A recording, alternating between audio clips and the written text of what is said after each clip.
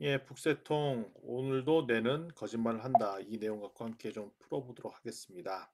아마 재밌는 내용이 될 것 같고요. 어, 북새통 78회나 됐네요. 그리고 이게 어떻게 보면 넛지 행동경제학의 그 일환으로 또 이어진 책 일환이기도 하고요. 그래서 오늘 아마 재미나게 좀 풀어볼 텐데요. 행동경제학을 더 뛰어넘어서 최근에 나오고 있는 인터넷 현상들, 그다음에 유튜브 현상들, 그다음에 소셜 미디어 이런 것들도 함께 좀 살펴볼 수 있었던 기회가 돼서 재미난 시간이 될 것 같은 생각이 듭니다. 책에 보면 이 장면이 나오죠. 이 사람이 위에서 내려다 보는 걸까? 아니면 어, 밑에서 위를 보는 걸까? 아니면 위에서 내려다 보는 걸까? 이게 다 양쪽이 다 보이죠. 아마 보시면은 이렇게도 보이고 저렇게도 보이는 장면이 이 장면이 나옵니다. 근데 일단 이렇게 보시면 A를 먼저 보고 밑을 보면 위에서 밑을 내려보는 사람처럼 보이고요. 그다음에 B를 보고 위에서 보면은 꼭 마치 어, 위에서 아래로 내려다 보이는 화면처럼 보이는데 이거 보면 원래 봤던 이 사진은 똑같은 사진인데 한번 뇌에 각인이 된 다음부터는 그 한번 바라본 것 때문에 시야가 고정된다는 그 얘기를 하고 있어요. 그래서 이제 이 저자가 얘기하는 거가 핵심은 뭐냐면 우리가 진짜 이 세상을 보는 게 눈으로 보는 거 맞나?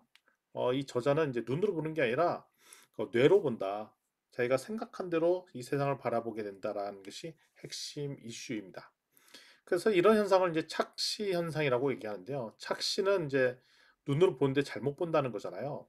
근데 이게 보면은 어떻게 보면 착시 현상은 눈이 일으키는 현상이 아니라 뇌가 일으키는 현상이라는 겁니다.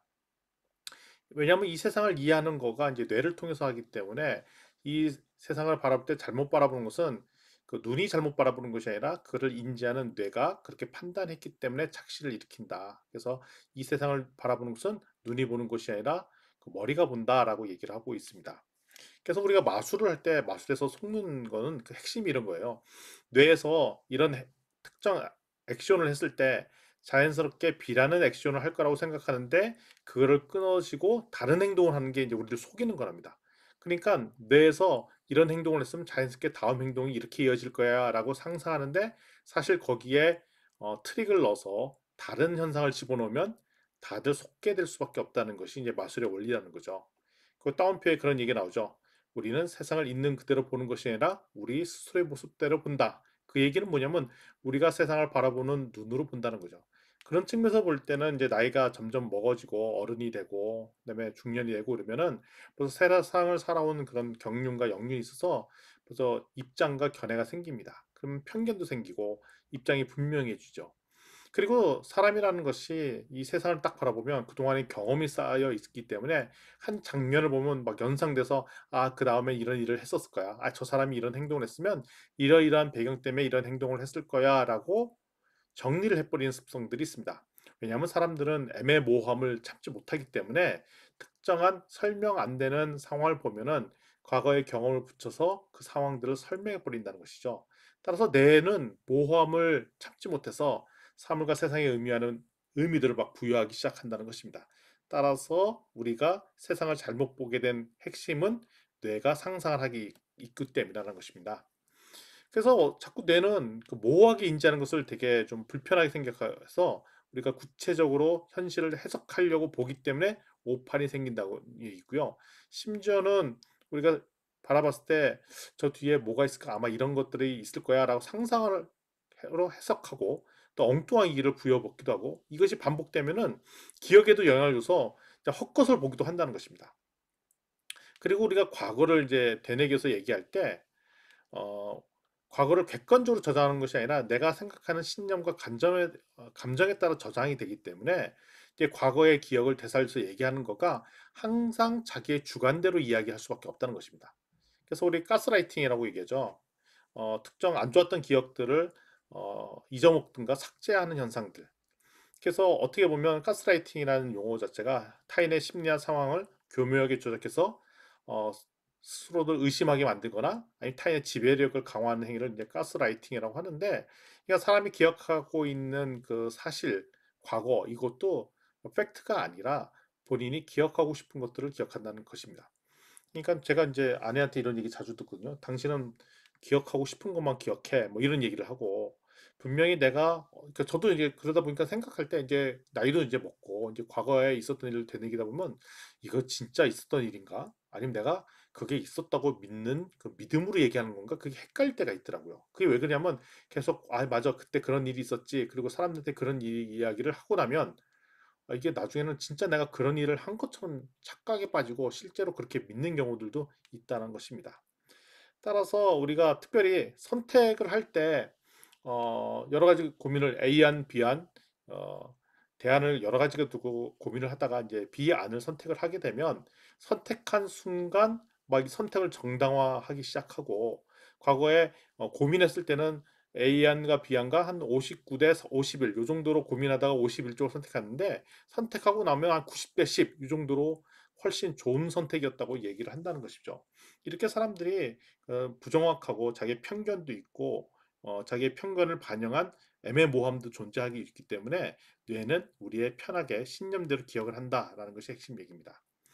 그리고 또 우리는 쉽게 어림짐작, 그러니까 대충 그럴 거야 하고 속된 표현으로 통밥을 굴린다라고 표현을 하잖아요. 이런 어림잡는 행위들이 자주 있는데요. 이것을 우리는 추론이라고 얘기합니다. 추론이라는 것은 지금 우리가 관찰한 거나 지식을 기반으로 미래를 예측하는 건데 이게 어떻게 보면은 이 예측을 기반으로 다음에 어떤 액션 플랜을 정한다든지 전략을 선택할 때 쓰는 것이 추론 기법이라고 합니다.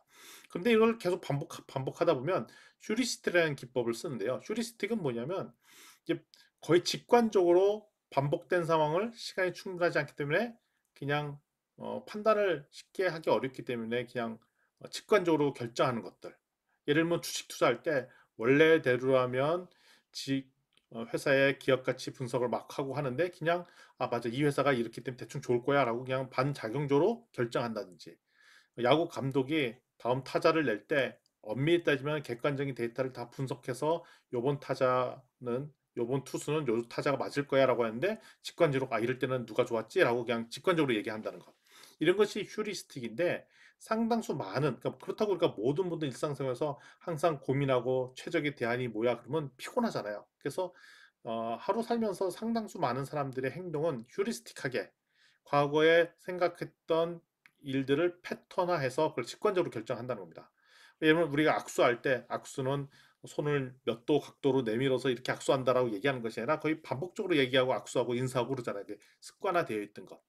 이런 것들을 하다 보니까 이게 휴리스틱적으로 얘기하는데 그러다 보니까 인제 행동 경제학에서는 이거를 두 가지로 설명합니다. 시스템 1 사고와 시스템 2 사고. 시스템 1 사고는 휴리스틱하게 빠른 의사결정으로 합니다. 그러다 보니까 오판이 자주 생기고 편향된 결정을 하는 게 휴리스틱 시스템 1적 사고입니다. 그 시스템 1적 사고의 좋은 점은 직관이 좋으면 빠르게 의사결정 낼 수 있다는 그런 좋은 장점이 있는 반면에 이 단점은 오판할 가능성이 높다는 거죠. 시스템 2 사고는 뭐냐면 논리적 사고를 하는 겁니다. 항상 모든 상황에서 꼼꼼히 따져 보이는 것이 시스템 2 사고입니다. 이거는 정확하게 바르게 인지했다는 좋은 장점이 있는 반면에 단점은 피곤하죠. 항상 고민해야 되니까 피곤합니다. 그래서 사람이 이제 올바른 판단을 하려면 그것도 항상 시스템 2 논리적 사고로만 하면 안 되고 논리적 2와 논리적 1 그러니까 시스템 1과 시스템 2를 교차해서 써야 되는데 많은 사람들이 시스템 2 그러니까 논리적 사고를 하기보다는 시스템 1 그냥 휴리스틱 그러니까 머리 복잡해. 아이 무슨 고민하지 말고 그냥 빨리빨리 결정하자." 그래 갖고 습관과 반복적인 휴리스틱으로 결정하는 게 비일비재하다는 겁니다. 그래서 이 책에서 공고 사항은 뭐냐면 이것을 시스템 1과 시스템 2를 교차해서 균형 감각을 가지고 하는 그런 의사결정이 되게 중요하다는 것이죠. 그러니까 처음에 할 때는 시스템 2로 충분히 검토를 하고 이것이 패턴화되면 시스템 1으로 의사결정 내고 그리고 상황이 좀 변면하면 다시 한번 시스템 2로 고민을 해 보고 그게 정리가 되면 다시 시스템 1으로 사고하고 이런 것을 교차적으로 생각해야 되는데 이것이 안 되면 대부분의 경우는 시스템 1 사고로 해서 오판하는 경우가 비일비재하다라는 것이 이 책의 이야기입니다. 자 그러면 이제 스트레스 우리는 스트레스가 안 좋은 거라고 얘기하는데 어떻게 보면 스트레스가 우리에게 가장 좋은 적 중에 하나라는 겁니다. 그러니까 동물이 생존할 때 네 가지 본능이 있는데요. 네 가지의 F로 발음되는 네 가지입니다. 먹기, 짝짓기, 투쟁, 도피. 이런 거 할 때 그러니까 스트레스를 많이 받는데 이것을 잘해야 동물이 생존을 한다는 거죠. 그래서 먹기야 짝짓기, 투쟁, 도피. 근데 여기서 스트레스를 안 받으면 누가 날 잡아먹으러 사슴이 사자가 왔을 때 소위 말하면 도피 이런 걸 안 하면 죽어버리죠.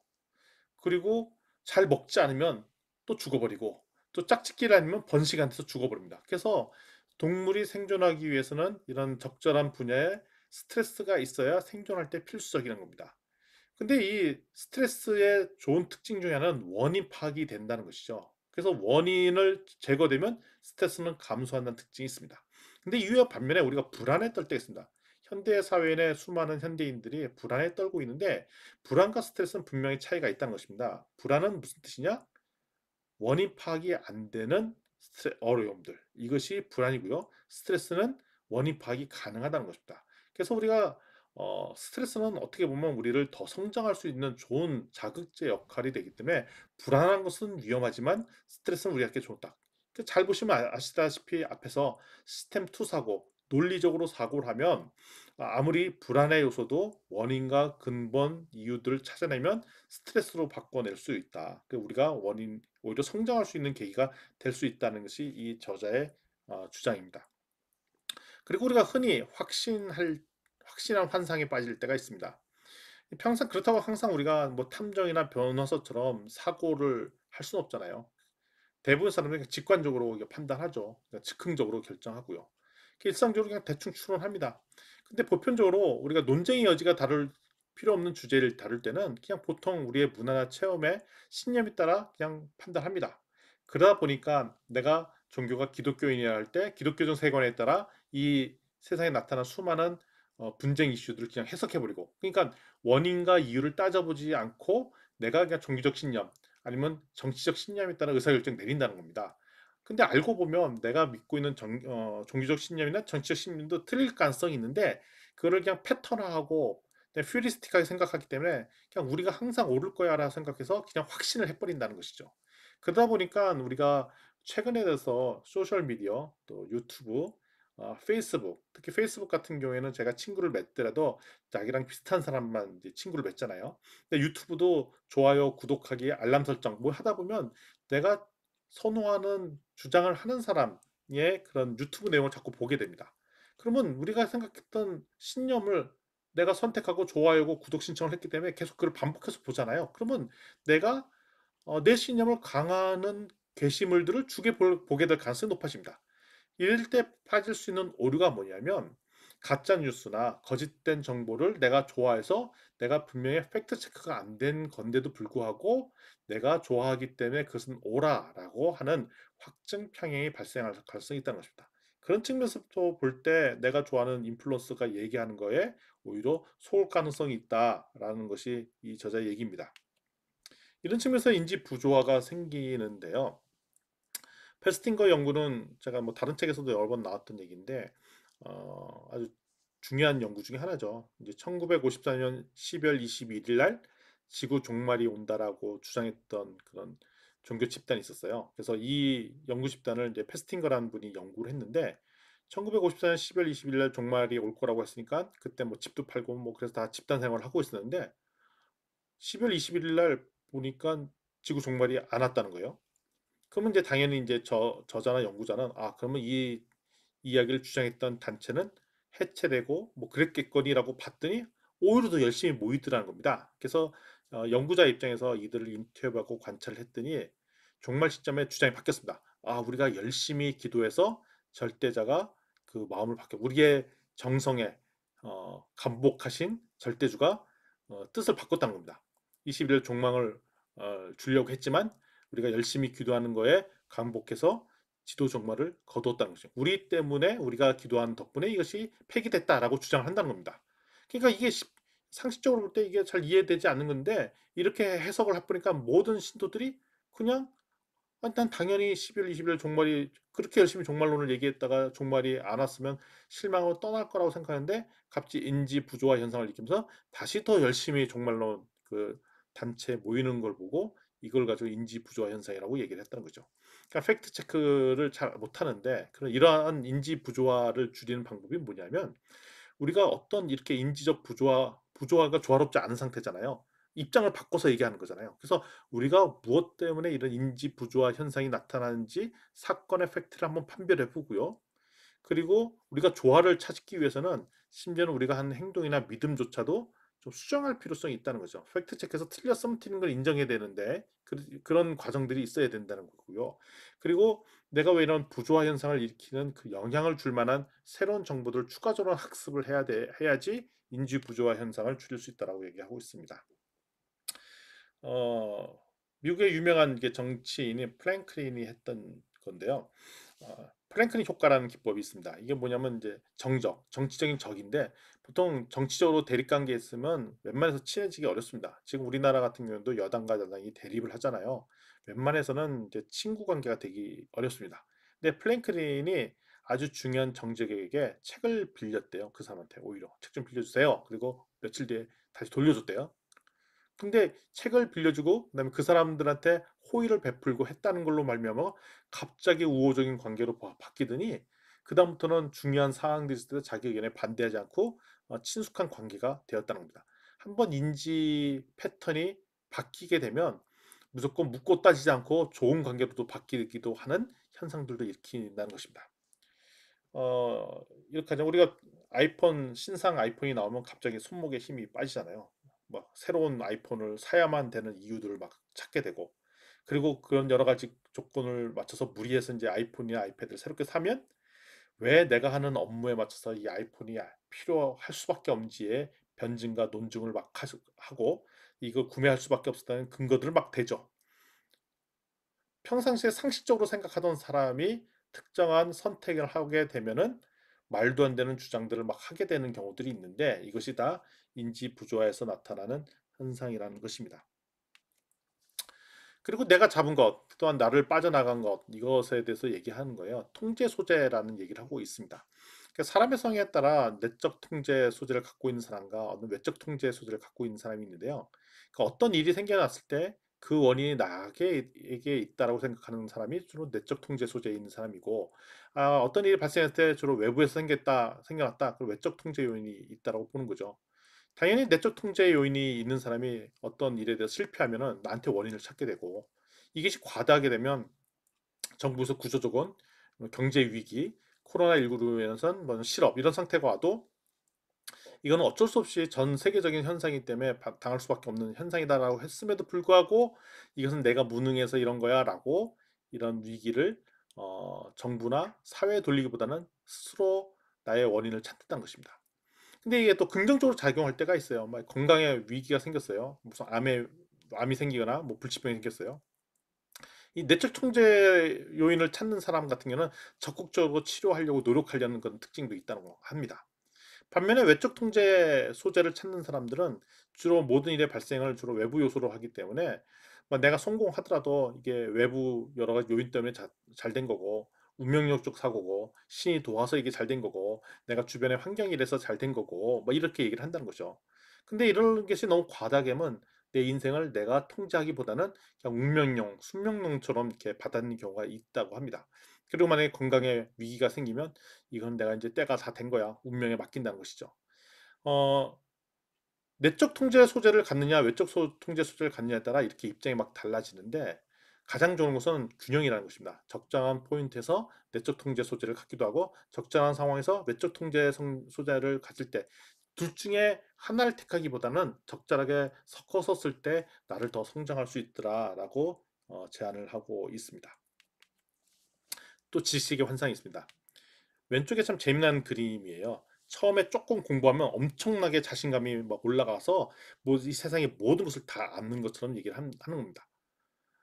우리 농담 삼아 얘기하죠. 군대 생활 제일 열심히 얘기한 사람이 그 방위 갔다 온 사람이 더 얘기하더라. 우리 현역을 뭐 장기 36개월 뭐 하사관 출신자는 우리 군대의 모든 상황을 다 알기 때문에 군대 얘기 별로 안 하는데 군대를 짧게 갔다 온 사람이 오히려 군대 축구 얘기하고 뭐 얘기하고 대표적으로 헬스를 한 지 얼마 안 되는 사람이 헬스는 이렇게 하는 거예요, 저렇게 하는 거에서 자신감 엄청나게 나오면서 얘기하는 반면에 이제 헬스에 대해서 좀 알고 근육을 만들고 선수로 활동하는 사람들은 중간에 보면은 절망의 계곡을 꺾으면서 한 번은 떨어졌다 올라가는 이런 터닝 크루거 효과를 갖는데 대부분의 사람들이 이런 패턴의 지식 환상이 있다는 것입니다. 이 가로축 세로축을 보시면 처음에 초기에는 엄청나게 자신감이 생기죠. 조금만 배우게 되면. 그래서 엄청 자신감 높아지다가 그다가 지식이 더 축적되면은 이제 더 근본적인 이유를 알게 되면 좌절에 빠지게 되고 그 시간이 지날 때 다시 한번 자신감이 올라간다는 것입니다. 오른쪽에 그림이 참 재미난 건데요. 뭐 자전거를 다 누구든지 타죠. 그래서 자전거를 타고 있는 사람한테 불러다가 실험을 했답니다. 자전거를 실제 가동하도록 도면을 그려봐라. 그랬더니 가장 많이 나왔던 패턴이 그 ABCD 이게 네 가지 패턴의 자전거를 그렸대요. 근데 이 네 가지 그림은 다 요거대로 설계 도면으로 만들어서 실제 자전거를 제작하면 다 작동 안 된다는 겁니다. 그러니까 맨날 자기가 타고 다니는 자전거조차도 실제 도면으로 그려봐라 그러면은 그냥 무심코 지나간 부분들이 있어서 실제 다 정확하게 못 그린다는 것을 이 얘기하고 있습니다.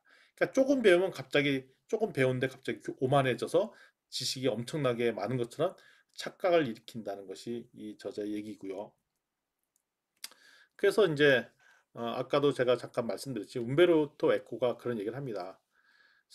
인터넷에서 인플루언서라고 하는 사람들이 상당수 많은 사람들이 평상시에서는 사회에 어떤 영향력을 주지 못하던 사람들이 그래서 자기가 어떤 입장이나 주장이 있으면 술집에서나 그냥 술 힘에 빌어서 주장하던 것들을 최근에 인터넷이라는 이름으로 노벨상 수상자나 가질 법한 발언권을 막 가지고 막 주장한다는 거죠. 그러니까 전문성이 없는데 전문가가 된 것처럼 막 얘기하는 것이 현재의 그 온라인 시대의 특징이라는 것입니다.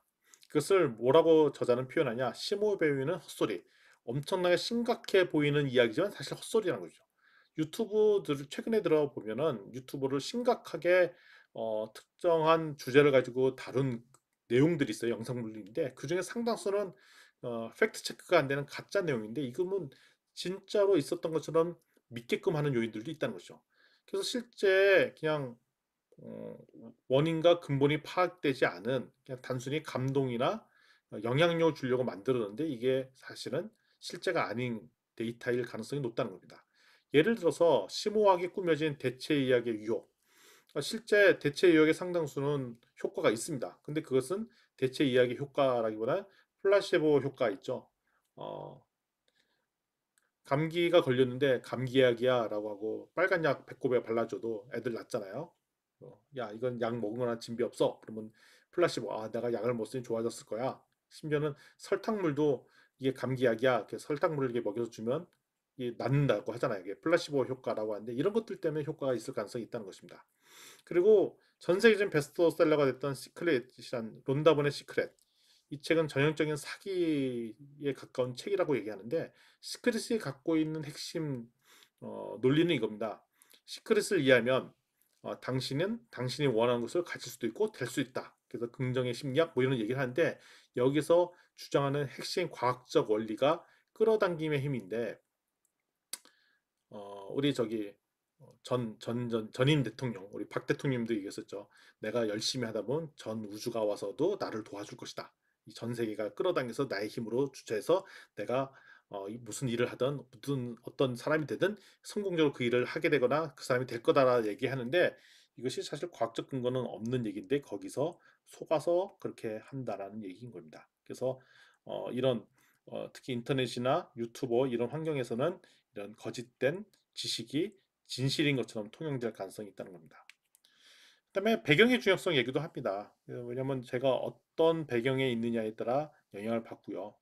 대부분의 사람들은 타인의 행동에 따라 배우고 심지어는 제가 어떤 책을 읽거나 어떤 주장을 할 때도 내가 참조를 하고 있는 사람의 영향을 받는다는 것이죠. 그래서 이걸 이용해서 이제 넛지 효과를 이용하면 사람들의 행동을 바꾸게 할 수도 있다는 것입니다.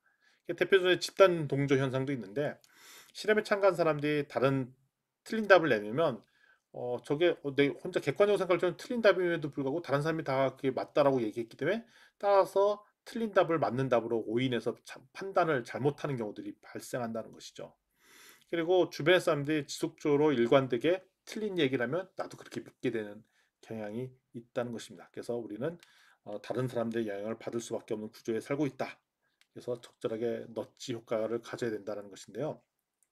여기 넛지 사례 재미난 사례가 이제 장기 기증 사례 중에 하나가 있는데 독일과 오스트리아는 붙어 있는데 그 붙어 있는 한 마을과 같은 지역에 그 독일 쪽 섹터에서는 장기 기증을 12%만 오케이 했고 오스트리아에서는 100% 찬성을 했대요.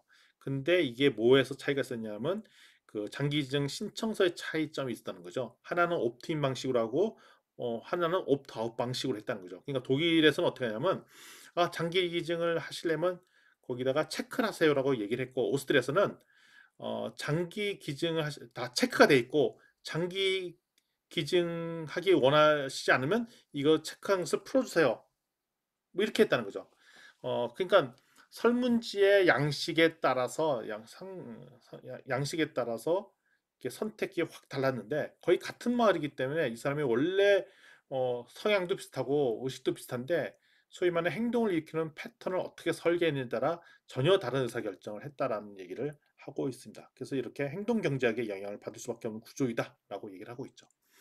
따라서 이 책에 나오는 이제 결론 얘기로는 우리가 가짜 뉴스, 거짓된 정보에서부터 현혹되면 안 되는데, 여기에 이제 가짜 뉴스로부터 대항할 수 있는 필살기 노하우를 이야기하고 있습니다. 첫 번째, 인신공격하지 말라는 겁니다. 그러니까 철저로 비판하더라도 인신공격이 들어가면 인신공격을 한 것 때문에 그 사람 입장보다는 그 사람이 옳은 말해도 싫어하게 되는 이런 경향이 있고요. 두 번째, 권위에 대해서 논증해라.